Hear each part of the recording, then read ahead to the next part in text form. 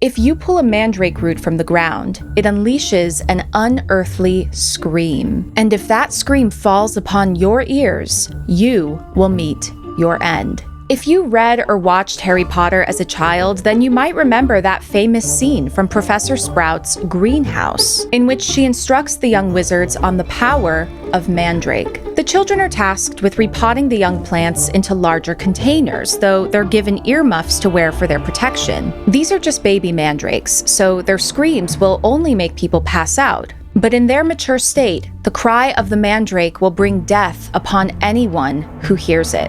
If this is the only context you have for the infamous mandrake, then you might be surprised to learn that it is very much a real plant and very deadly. Mandrake, or Mandragora officinarum, what a name, right? It's a species within the nightshade family, which includes safe edible plants like tomatoes and peppers, as well as poisonous species like belladonna and jimson weed. And as with many poisonous plants, mandrake does have some medicinal properties. Its story through the centuries involves everything from ancient surgery to grisly executions. This is a case where the truth is stranger than fiction. I'm Nicole Miras, and this is Fireside Fables.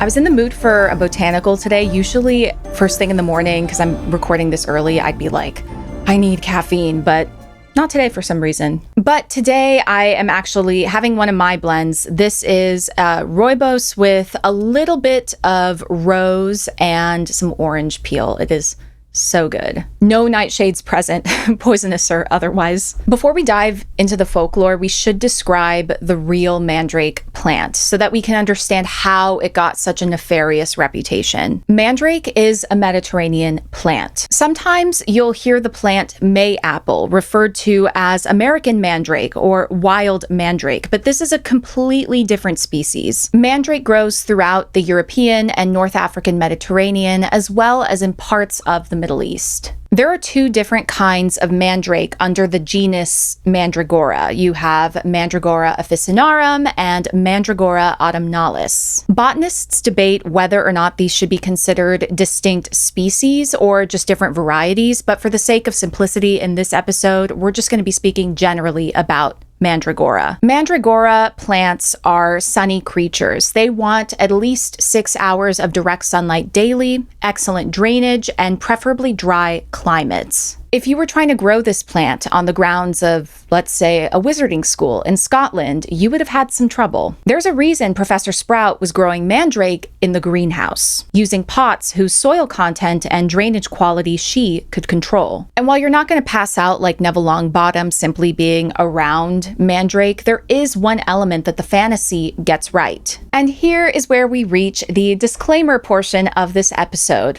I want to encourage you all to avoid stupidity. If you are not a botanist or a master herbalist, what have you, you do not need to be growing this plant. And you definitely do not need it around your children or your pets. This video is for educational purposes only. If you choose to embrace stupid, I'm not responsible. Mandrake is poisonous, and if you ingest it, you can die. It is not safe for consumption. What makes this plant so toxic is the presence of tropane alkaloids. These chemical compounds behave differently depending on the species. In cocaine, they act as stimulants, but in poisonous nightshades like mandrake, they have an anticholinergic effect. Tropane alkaloids interfere with the neurotransmitter acetylcholine. They disrupt parts of the nervous system that control everything from your heart rate and digestion to sweating and cognition. So consuming this plant can cause unpleasant things like delirium, seizures, coma, and even death. And the root itself is capable of causing hallucinations. In carefully prepared doses, poisonous nightshades can be used as anesthetics and indeed were used for anesthesia and surgery during ancient times. This is described in the writings of Pedanius Dioscorides during the 1st century AD. Why don't we use this in anesthesia today. Part of what makes this plant so dangerous is that the level of toxicity can vary from plant to plant, or even from leaf to leaf or seed to seed. It's not like a pharmaceutical. Those have their own dangers, but crucially, you can control the dose. When you're dealing with whole plant material, dosing becomes a bit more complicated. Mandrake is also visually interesting. As that scene in Harry Potter demonstrates, it does look like a little person. Etymologically, we don't know the exact roots of the word mandragora. Linguists believe that its origins lie probably in a non-Indo-European language, maybe from the Middle East, but we don't know for sure. Because we don't know what the original roots of the word would have meant, we can't jump to the conclusion that mandragora means man and then dragora means dragon. That's actually a bit of folk etymology that developed later. However, the plant does resemble a little person, and that combined with its toxicity absolutely influenced its role in folklore. Finally, their fruit carries a complex scent, a heavy mixture of sweet, fruity, and musky notes that helped shape its reputation as an aphrodisiac. One of the first references to Mandrake's potentially magical abilities appears in the book of Genesis. Rachel obtains a mandrake from her sister Leah in an attempt to cure her infertility, although the text doesn't tell us exactly what she does with the plant, and of course, it doesn't work. The ancient Greeks associated mandrake with sexuality and the goddess Aphrodite. It was believed to have aphrodisiac effects and therefore could be used in love magic. The naturalist Theophrastus described a ritual for harvesting the deadly mandrake in his History of Plants, best known under its Latin title, Historia Plantarum. In that section of the text, he's talking about information he learned from drug sellers and root diggers, and he describes a level of skepticism towards the rituals that they describe for harvesting different plants. He concedes that some of these elaborate rituals for harvesting poisonous plants have a point. He said, "The properties of these plants are hurtful. They take hold, it is said, like fire and burn. For hellebore too soon makes the head heavy, and men cannot go on digging it up for long." On the other hand, the following ideas may be considered far-fetched and irrelevant. For instance, they say that peony, which some call glycoside, should be dug up at night. For if a man does it in the daytime and is observed by a woodpecker while he is gathering the fruit, he risks the loss of his eyesight. Here is what he was told about mandrake. Thus it is said that one should draw 3 circles round mandrake with a sword, and cut it with one's face toward the west. And at the cutting of the second piece, one should dance round the plant and say as many things as possible of the things of Aphrodite. Of the things of Aphrodite. Greeks would have understood that to be referring to sexual matters. And as you can guess, Theophrastus was very skeptical of these kinds of elaborate harvesting rituals. But this was probably the least eccentric version of the harvesting ritual. Moving forward in history, it only becomes stranger because during the Roman period, you have 2 different writers who wrote of special plants that can't be harvested by human hands. Instead, the harvester must tie a rope around the plant and then the other end of the rope to a dog. Then you offer the dog a treat while standing a bit further away, so the dog runs towards you and the root is removed. As a result, the dog dies.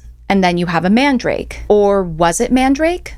Not yet, it appears. The first writer we know of to have recorded this ritual is Flavius Josephus, a Roman Jewish historian from Jerusalem. Except he didn't use the Latin mandragora or the Greek mandragoras. He says that the root is called Baris after the valley in which it grows. The valley of Baris today is called Wadi Zarqa Ma'in, which is in present-day Jordan. It's possible that Baris was a regional name for mandrake, but we don't know for sure. Then in the 3rd century AD, Claudius Aelianus wrote of the same ritual involving the dog. Though in this case, he is definitely talking about a different plant, a variety of a peony flower. Though the story sadly has the same ending. The dog passes away. As we enter the 6th century, we see this ritual definitively applied to mandrake. This image is from the Vienna Dioscurides, a Byzantine illuminated manuscript created around the year 512. It got its name because it was purchased in the 16th century by a diplomat of Holy Roman Emperor Ferdinand I, and it now resides in the Austrian National Library in, you guessed it, Vienna. We talked about Dioscorides already. In the 1st century, he wrote about the use of mandrake as an anesthetic in surgery. But this copy of his original work, in a manuscript created centuries later, includes a very curious image. Did you see the dog? As the Middle Ages progress, you see this ritual of the harvest and the dying dog really take root, no pun intended, in bestiaries and in herbal formularies. But when does the mandrake get its signature deadly scream? We know that by the 1100s, the screaming mandrake entered folklore. And we know that thanks to Philippe de Ton's Bestiary, which was written sometime between 1121 and 1139. This bestiary includes the reference to the ritual with the dog, with the addition that the mandrake will let out a cry when it's harvested. De Ton notes that the cry of the mandrake will kill anyone who hears it, so it's essential that the harvester blocks up his ears. Interestingly, no one thought to do the same with the dog. Anyway, from here, mandrake folklore explodes in the late medieval period, and the plant grows in prominence thanks to its magical reputation. In the 12th century, Hildegard von Bingen wrote that because the plant resembled a human, it carried a greater influence from the devil. And this association between the mandrake and the devil and suspicious magical powers continued into the late medieval period. For example, in Joan of Arc's trial in 1431, she was interrogated about whether or not she owned a mandrake. The anthropomorphic mandrake talisman, or Alraune, grew especially popular in German-speaking regions. Talisman may be underselling it. These objects were believed to be embodied with spirits of their own and therefore needed to be cared for almost like a familiar. It is also from German folklore from the early modern period that we get the belief of mandrake growing beneath the gallows, springing from the bodily fluids, particularly the semen of a hanged man. Mandrake, of course, is referenced several times in the works of Shakespeare as a plant that brings about madness and death. And of course, who can forget the infamous flying ointments? The belief espoused by some writers that witches would use psychoactive substances like mandrake and smear them onto themselves in order to fly. I'm also working on a video about belladonna, so we'll talk more about flying ointments then, but mandrake definitely carried that witchy connection. We are now so far away from the world of the ancient Greeks, and as I mentioned earlier, mandrake doesn't like to grow in cold, wet conditions, environments like Germany or the UK, which brings me to my final tidbit for you. What exactly were these mandrake talismans carved from if actual mandrake was difficult to access in these northern regions? As it turns out, by the 16th century, there was a market for counterfeit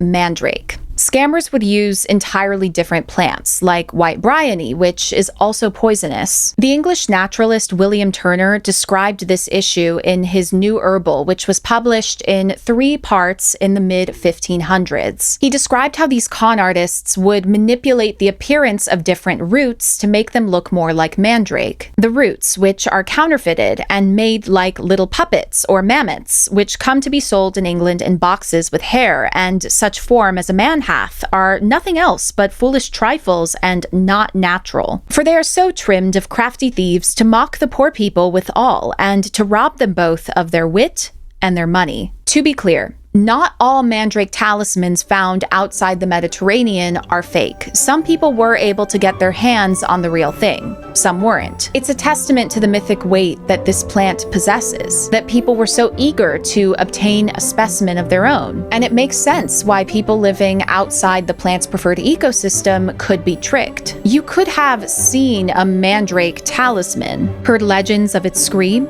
heard it referenced in theater, heard tales of its extraordinary magic and medicinal properties, and still never have seen it actually growing in the ground. Thank you so much for watching. If you enjoyed this video and you'd like to learn more about folklore, make sure to subscribe so you never miss a future episode. And in a few weeks, I'll be sharing a video about belladonna, so be sure to tune in for that. Be well, and I'll see you next time.